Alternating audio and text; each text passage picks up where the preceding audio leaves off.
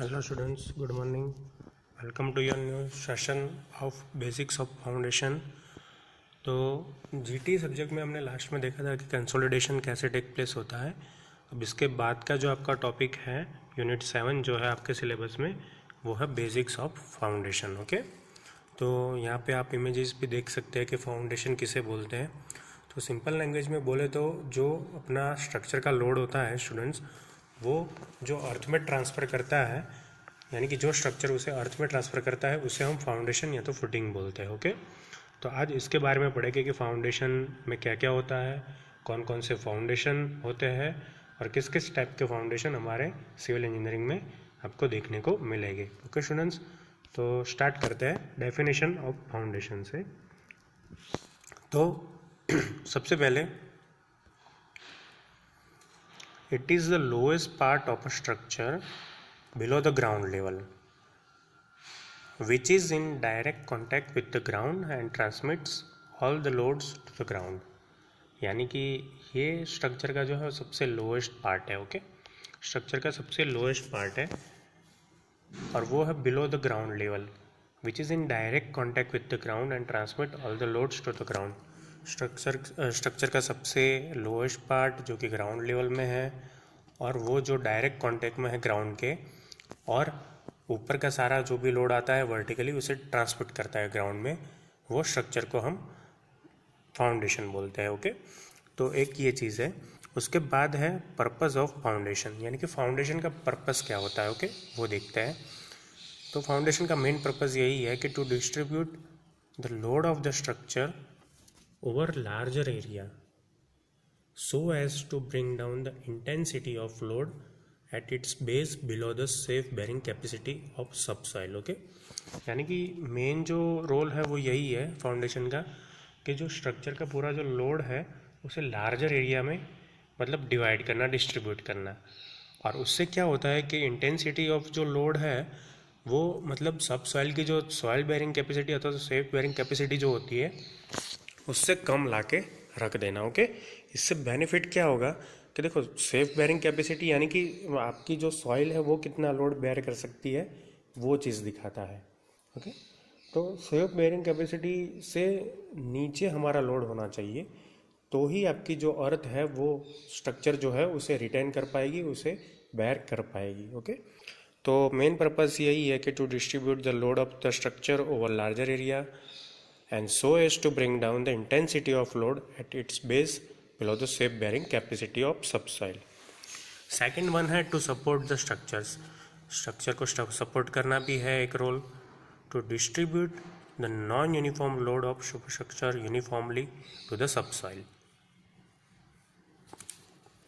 Third purpose ये है to distribute करना, यानी कि डिस्ट्रीब्यूट करना किसको, नॉन यूनिफॉर्म लोड को of superstructure uniformly to the subsoil. देखो ऊपर से जो कोई भी लोड आएगा वो नॉन यूनिफॉर्मली आएगा, यानी कि वो एक साइड ज़्यादा होगा दूसरी साइड कम होगा, ऐसे करके आएगा। लेकिन हमको उसे यूनिफॉर्म वे में अर्थ में यानी कि सबसॉइल में ट्रांसफ़र करना है, तो वो काम कौन करेगा, आपका फाउंडेशन करेगा। ओके, तो ये पर्पस है। आगे के पर्पस देखते हैं। To provide a level and hard surface for concreting and masonry work. Okay, concreting work के लिए एक हार्ड सरफेस प्रोवाइड करना। ओके, कॉन्क्रीटिंग और मेजनरी वर्क के लिए देखो कोई भी कॉलम हम कास्ट करें तो उससे पहले क्या करते हैं कि फाउंडेशन बनाते हैं।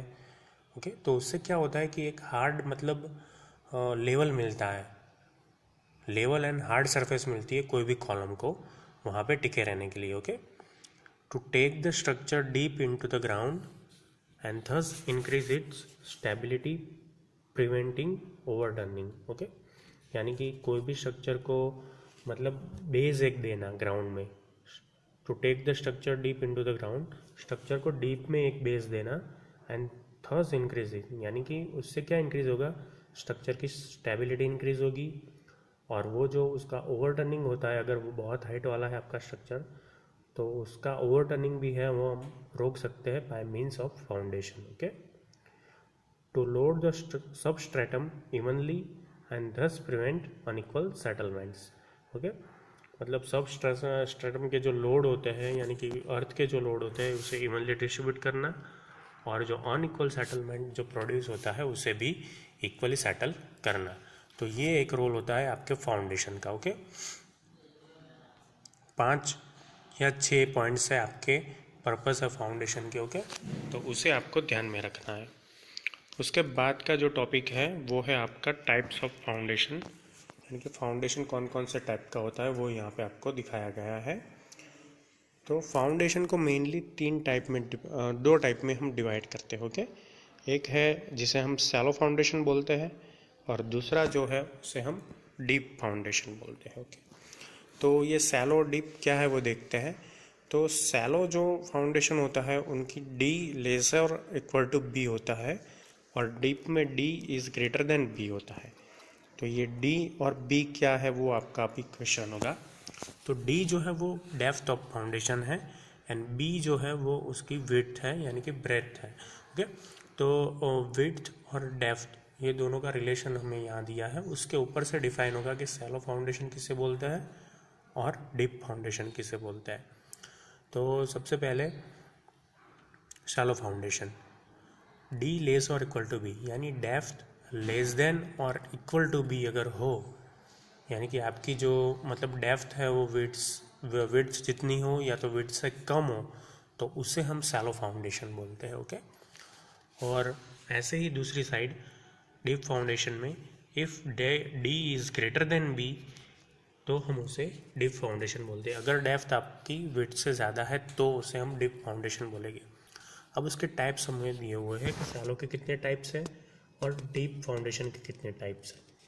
तो शैलो फाउंडेशन के टाइप्स में है spread footing, combined footing, strap footing, raft और मैट फाउंडेशन और लास्ट में ग्रिलेज फाउंडेशन। ओके, तो ये सारे के सारे जो है वो शैलो फाउंडेशन है। हम सभी बारी बारी देखेंगे कि क्या किसका मीनिंग होता है। ओके, उसके बाद है डीप फाउंडेशन में पाइल फाउंडेशन, कैसन्स और well foundations and coffer dams. तो ये तीनों जो टाइप है वो आपके डीप फाउंडेशन के हैं। तो अब आपको टाइप समझ में आ गया होगा कि कितने कितने टाइप है। आगे फर्दर जानते हैं कि कौन से टाइप में क्या क्या इंक्लूड होता है। ओके, तो शैलो फाउंडेशन की डेफिनेशन ऐसे लिख सकते हैं हम, if depth of footing is less than और equal to the width of footing then it is called shallow foundation. Okay, यानी कि आपकी फुटिंग की जो डेप्थ है वो इक्वल टू विड्थ हो, यानी कि विड्थ के जितनी ही हो या तो उससे लेस हो यानी कि कम हो, तो उसे हम शैलो फाउंडेशन बोल सकते हैं। Okay, then deep foundation, if depth of footing is more than the width of footing, यानी कि आपकी जो डेप्थ है वो विड्थ से ज़्यादा है, then it is called deep foundation. Okay, तो ये एक चीज़ ध्यान रखनी है आपको शैलो और डीप फाउंडेशन में। अब हमें यहाँ पे जीटीयू में कई बार difference between shallow and deep foundation पूछ लेते हैं। ओके, ये क्वेश्चन जो है वो आपके मतलब जीटीयू में भी आ चुका है कई बार, जिसे शैलो और डीप फाउंडेशन के बीच में डिफरेंस बोलते हैं। ओके, तो वो डिफरेंस हम पॉइंट बाय पॉइंट देखेंगे कि कौन कौन से पॉइंट में दोनों में कौन सा डिफरेंस रहता है। ओके, तो स्टार्ट करते हैं शैलो फाउंडेशन से। If the depth of footing is less than or equal to the width of footing, then it is called shallow foundation. Or if the depth of footing is more than the width of footing, then it is called deep foundation. यानी कि ये दोनों की definitions है, दोनों की definitions में जो डिफरेंस है वो बताना हमें पहले पड़ता है, तो इसलिए दोनों की डेफिनेशन हमें फर्स्ट पॉइंट में लिखनी है। उसके बाद सेकंड पॉइंट है shallow foundation is provided when bearing capacity of soil is more and required bearing capacity is available at shallow depth. Okay, shallow foundation कब यूज़ करते हैं? तो when bearing capacity of soil is more, जब आपकी soil की bearing capacity ज़्यादा हो and required bearing capacity is available at shallow depth, यानी कि अगर आपकी shallow depth पे ही आपको एक अच्छी सी bearing capacity मिल जाती है आपकी सॉइल की, तो आप शैलो फाउंडेशन बना सकते हो, उसमें कोई प्रॉब्लम नहीं आएगा। ओके, एंड सेकंड जो है डीप फाउंडेशन, उसमें ऐसा है deep foundation is provided when bearing capacity of soil is low और desired bearing capacity is available at more depth. जब आपकी सॉइल की बैरिंग कैपेसिटी कम हो या तो बहुत ज़्यादा डेप्थ पे मिलती हो वो बैरिंग कैपेसिटी, तो you can choose deep foundation. Okay, तो ये बेसिक डिफरेंस है। उसके बाद के पॉइंट्स देखते हैं। जो शैलो फाउंडेशन है उसमें यह है कि it is provided when the load of structure is less. जब आपका स्ट्रक्चर का लोड कम होता है तब आप उसे प्रोवाइड करता है। और डीप फाउंडेशन में क्या है, it is provided when the load of structure is more, यानी कि स्ट्रक्चर का लोड अगर ज़्यादा है तो अब आप उसे डीप फाउंडेशन दे सकते हो। It is suitable when timbering to the trenches is possible, यानी अगर टिम्बरिंग करना इजी हो ट्रेंचेस में तो उस वो टाइम पे हम शैलो फाउंडेशन जो है वो अडेप्ट कर सकते हैं। और इसमें पॉइंट है डीप फाउंडेशन में, it is suitable when timbering to trenches is costly और इम्पॉसिबल, यानी कि टिम्बरिंग करना अगर हमारे लिए कॉस्टली होता हो या तो इम्पॉसिबल होता हो तो वो केस में हम डीप फाउंडेशन जो है प्रिफर करते हैं। अब जो शैलो फाउंडेशन है वो सूटेबल है when ground water table is low. जब ग्राउंड वाटर टेबल जो है वो कम हो यानी कि लो लेवल पे हो तभी हम शैलो फाउंडेशन यूज़ कर सकते हो। ओके, जबकि डीप फाउंडेशन में क्या है, it is suitable when ground table is high. जब ग्राउंड वाटर टेबल जब हाई होता है तब उसे हम यूज़ करते हैं। Okay, it is suitable when top layers of soil are uniform and stable. Shallow foundation कब यूज़ होता है, तो जब आपका टॉप लेयर हो सॉइल का वो यूनिफॉर्म और स्टेबल हो तो ही हम शैलो फाउंडेशन का यूज़ कर सकते हैं। Whereas in deep foundation it is suitable when top layers of soil are non uniform and unstable. अगर नॉन यूनिफॉर्म और अनस्टेबल है आपका टॉप लेयर सॉइल का तो you can use deep foundation. Okay, it is suitable when dewatering of foundation is not required. अगर आपके foundation में D watering की रिक्वायरमेंट नहीं है तो आप ये शैलो फाउंडेशन जो है वो अडॉप्ट कर सकते हो। और दूसरी साइड डीप फाउंडेशन में it is suitable when dewatering of foundation trenches is costly and difficult. अगर वो कॉस्टली और डिफ़िकल्ट हो रहा है डी वाटरिंग आपके लिए तो आप इजीली डीप फाउंडेशन जो है वो प्रोवाइड कर सकते हो स्ट्रक्चर को। ओके, तो ये आपकी कंपैरिजन थी या डिफरेंस था शैलो एंड डीप फाउंडेशन के बीच में। दोनों की पहले डेफिनेशन हमने लिखी, फिर जो उसकी रिक्वायरमेंट है वो लिखी, फॉर और अलग सारे मतलब बहुत सारे पॉइंट्स जो है 5-6 पॉइंट्स वो लिखे हैं। अगर आपका डिफरेंस में 3 मार्क में आता है क्वेश्चन तो आपको 6 पॉइंट तो लिखने ही है, तो ही आपको 3 मार्क्स मिलेंगे स्टूडेंट्स। ओके, तो ये हो गया difference between shallow and deep foundation. उसके बाद हम टाइप्स देखते हैं। तो टाइप्स में देखो पहले मैंने यहाँ पे लिखा हुआ है शैलो फाउंडेशन। तो शैलो फाउंडेशन में सबसे पहला है स्प्रेड फुटिंग। ओके, तो आज हम स्प्रेड फुटिंग के बारे में पढ़ेंगे कि स्प्रेड फुटिंग है क्या। ओके, तो स्प्रेड फुटिंग की पहले तो डेफिनेशंस या तो फिर उसे को कहाँ यूज़ किया जाता है वो लिखा है यहाँ पे। In case of spread footings the base of the footing is made wider to distribute the load to wider area. Okay, spread footing जो है वो कब प्रोवाइड किया जाता है, in case of spread footings the base of footing is made wider. Base जो है वो उसका स्प्रेडली बनाते हैं हम, वाइडर बनाते हैं, किसके लिए, to distribute the load to wider area, यानी ऊपर का जो लोड आ रहा है उसे वाइडर एरिया में डिस्ट्रीब्यूट करने के लिए हम जो मतलब उसका जो बेस होता है वो थोड़ा वाइडर बनाते हैं, इसीलिए उसको स्प्रेड फुटिंग हम बोलते हैं। ओके, अब स्प्रेड फुटिंग के अलग अलग टाइप्स हैं। उसमें से फर्स्ट टाइप है आपका वॉल फुटिंग्स, उसके बाद जो सेकंड जो है आपका रेनफोर्स्ड कंक्रीट फुटिंग, थर्ड है आपका इन्वर्टेड आर्च फुटिंग, और उसके बाद लास्ट है कॉलम फुटिंग जिसे हम आइसोलेटेड कॉलम फुटिंग भी बोलते हैं। ओके, तो इतना जो है वो आपको देखना है आज के लेक्चर में। तो वॉल फुटिंग से चालू करते हैं। टाइप नंबर 1 स्प्रेड फुटिंग का। A spread footing for a continuous wall is called wall footing और स्ट्रिप फुटिंग। अगर स्प्रेड फुटिंग हम कंटिन्यूस वॉल के लिए यूज़ कर रहे हैं तो उसे हम बोलेंगे वॉल फुटिंग और स्ट्रिप फुटिंग। देखो ये दोनों उनके ही उसका ही नाम है, वॉल फुटिंग का ही नाम है, स्ट्रिप फुटिंग और wall footing. Okay, simple wall footing उसमें दो टाइप है वॉल फुटिंग्स के आपके। एक है simple wall footing without masonry effects, और दूसरा जो है वो wall footing with masonry offsets. Okay, simple wall footing without masonry offsets and second one is wall footing with masonry offsets.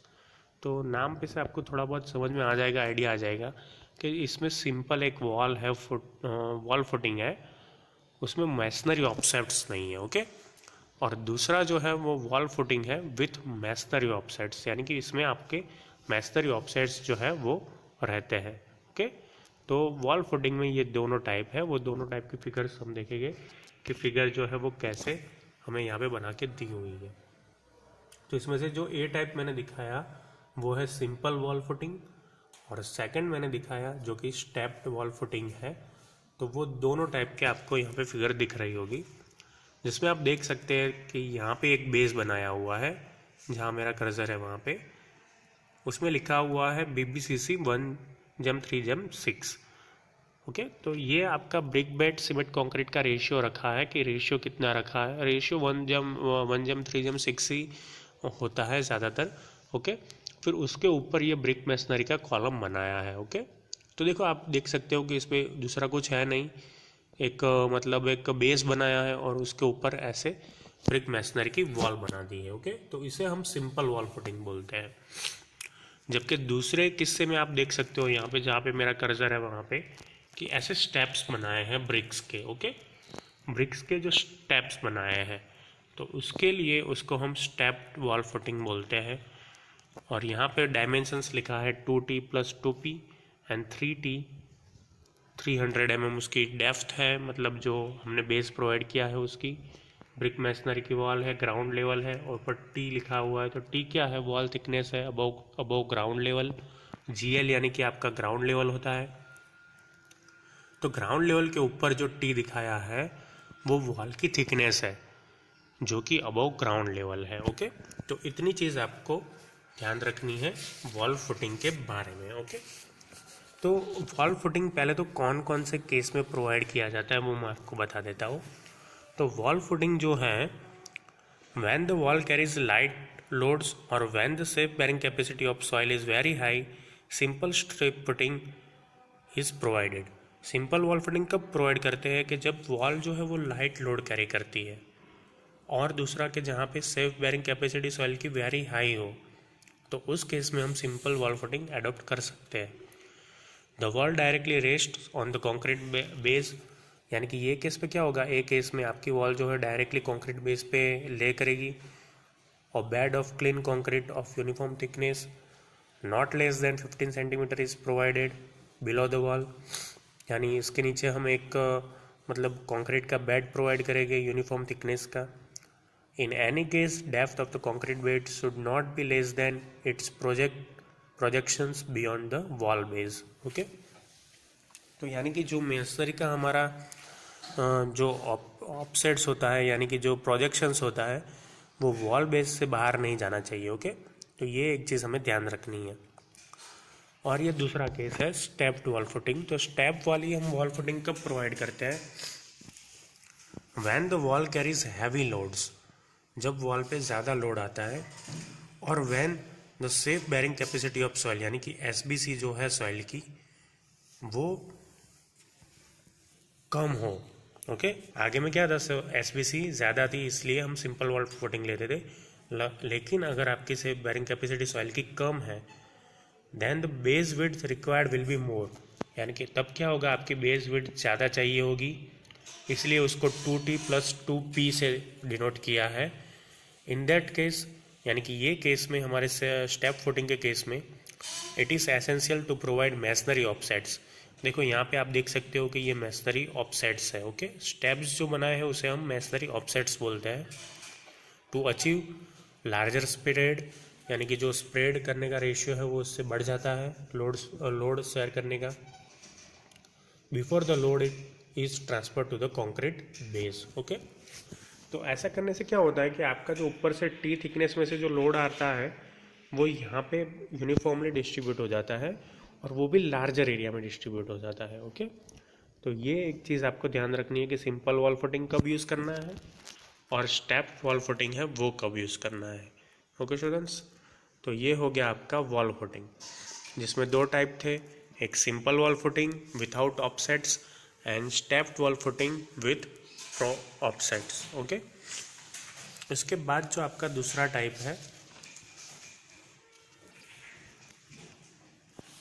जिसमें आपको सी और डी में और दो फिगर्स दी हुई है, लेकिन उसमें खाली जो ब्रिक यूज़ की गई है वो अलग टाइप की यूज़ की गई है, यानी कि 2 ब्रिक।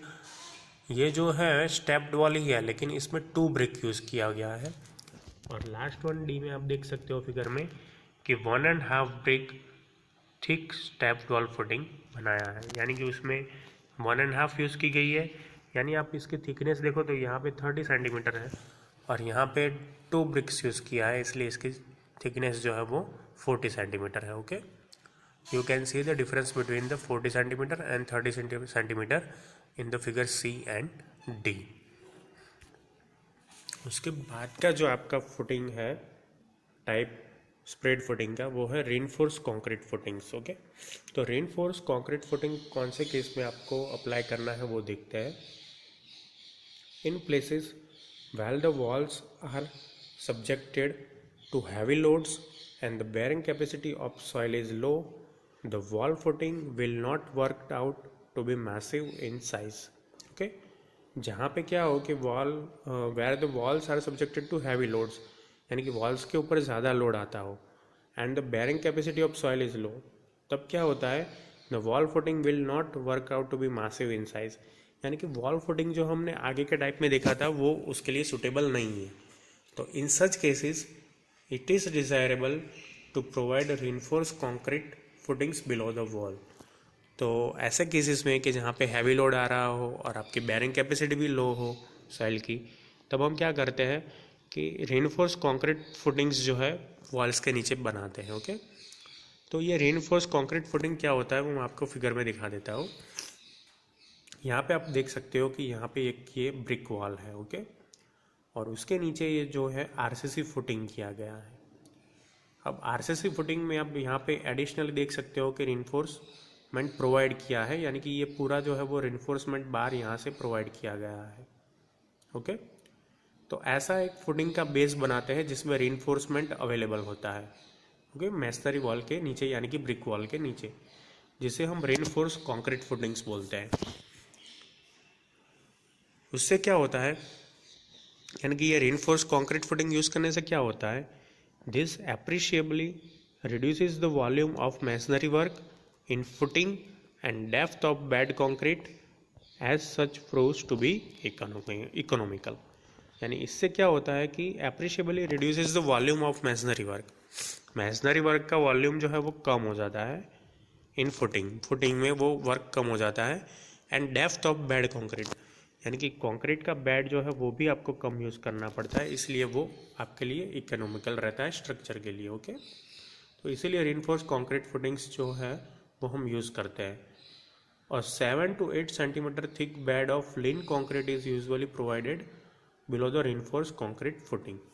रेनफोर्स कंक्रीट फुटिंग के लिए 7 to 8 thick bed lean of concrete जिसे बोलते हैं वो प्रोवाइड करना पड़ता है below the reinforce concrete footing. तो इतना आपको याद रखना है रेनफोर्स कंक्रीट फुटिंग्स में। ओके, पहले तो रेनफोर्स कंक्रीट फुटिंग कहाँ पे मतलब हम प्रोवाइड करते हैं, तो जहाँ पे हैवी लोड्स की पॉसिबिलिटीज़ हो और बेरिंग कैपेसिटी भी आपकी सॉइल की बहुत लो हो, तब ऐसे केस में रेनफोर्स कंक्रीट फुटिंग्स हम प्रोवाइड करते हैं। इसकी आपको एक फिगर ऐसे इजीली दिखा देनी है रेनफोर्समेंट के साथ में। आरसीसी फुटिंग है, देखो आरसीसी यानी रेनफोर्स सीमेंट कंक्रीट हुआ, तो रेनफोर्स माने क्या हुआ आपका, मतलब एक स्टील का बार हुआ। तो ये आपको रेनफोर्समेंट दिखाने के लिए यहाँ पे आपको एक बार जो है वो दिखा देना है। ओके, तो ये हो गया आपका रेनफोर्स कंक्रीट फुटिंग। उसके बाद जो थर्ड टाइप है आपका स्प्रेड फुटिंग का, वो है इन्वर्टेड आर्च फुटिंग। तो ये टाइप में क्या होता है, this type of construction is use on soft soils to reduce the depth of foundation. आपकी फाउंडेशन की डेप्थ को रिड्यूस करने के लिए हम आर्च फुटिंग का यूज़ करते हैं।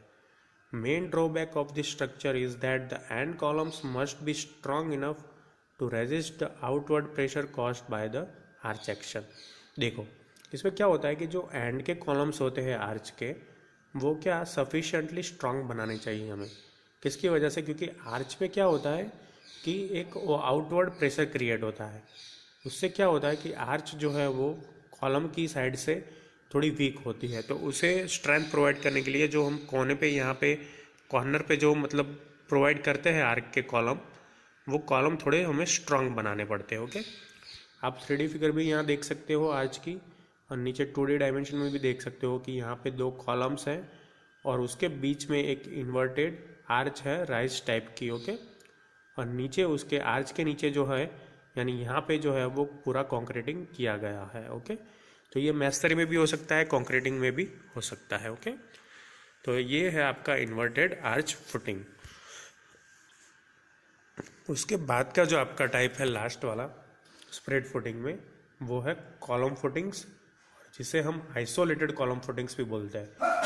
तो ये आइसोलेटेड वर्ड के ऊपर से आपको पता चल गया होगा कि आइसोलेटेड किसे बोलते हैं। ओके, यानी जो अकेला कॉलम होता है, अकेला फुटिंग होता है, उसे हम आइसोलेटेड बोलते हैं। तो आइसोलेट के ऊपर से ही हम ये पूरा थियरी पढ़ेंगे। They are use to support individual columns, यानी कॉलम फुटिंग कहाँ पे यूज़ होता है? इंडिविजुअल कॉलम को सपोर्ट करने के लिए यूज़ होता है। They can be either if storage type और projections in the concrete base. Okay, यानी कि एक ये सिंपल भी हो सकता है, स्प्रेड भी हो सकता है, सिंपल भी हो सकता है, स्टेप वाला भी हो सकता है। तो सिंपल यानी क्या होता है, फिगर में आप देख सकते हो कि ये एक सिंपल है कॉन्क्रीट बेस और उसके ऊपर कॉलम जो है वो कास्ट किया गया है। सेकेंड वन आप देखो तो कॉन्क्रीट बेस के ऊपर ऐसे स्टेप्स बनाए हुए हैं, तो उसे हम स्टेप फुटिंग बोलते हैं।